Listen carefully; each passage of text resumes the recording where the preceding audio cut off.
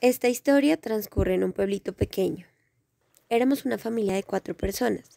Recuerdo muy bien que mi mamá y la mayoría de mis tíos trabajaban de agricultores. El pueblito en ese entonces era muy diferente. Entre los terrenos podíamos cruzar por las zanjas.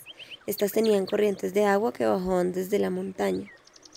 Veíamos incluso pescaditos, con los que de vez en cuando yo entablaba alguna conversación porque estaba segura de que me escuchaban atentamente. Poníamos una tabla que nos permitía el paso, pero teníamos que pasar haciendo equilibrio. Había que tener mucha precaución para no caernos. Luego pasábamos por entre los cultivos sin pisar las plantas. Nos ahorrábamos mucho camino y los dueños de estas tierras no nos decían nada porque en ese tiempo todos éramos conocidos.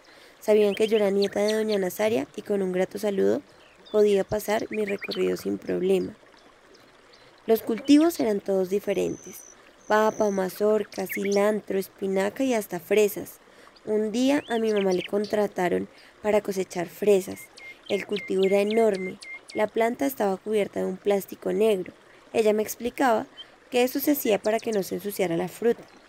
De todas las hortalizas que alguna vez recogí, esa experiencia fue mi favorita porque era lo único que podía comerme mientras le ayudaba a trabajar.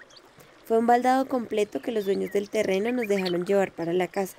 Comí fresa como nunca en mi vida, tanto así que me enfermé de la barriga.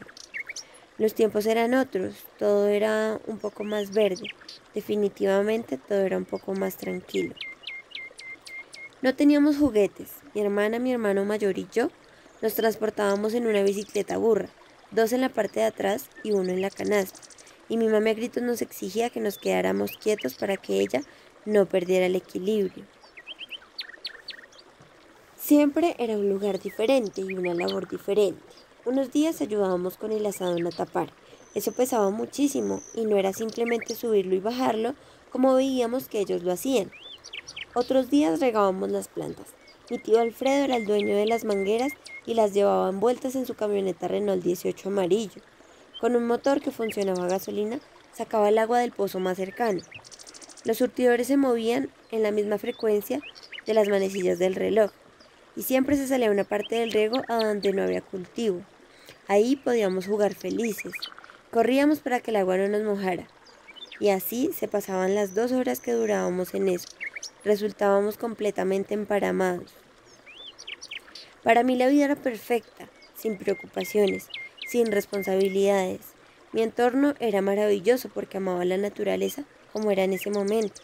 Los pájaros que silbaban en la mañana, los animalitos plantas que se paraban y caminaban por las cercas, me sorprendían tanto.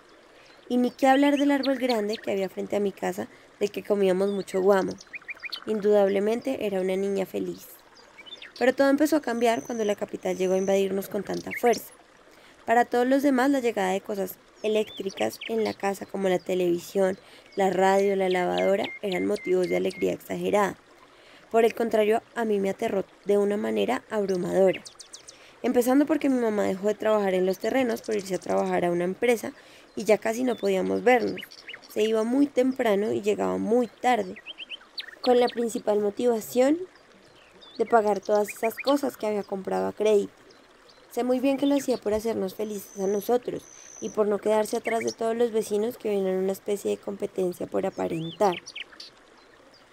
Y entonces ya no podíamos jugar afuera de la casa porque empezaron a construir casas y más casas.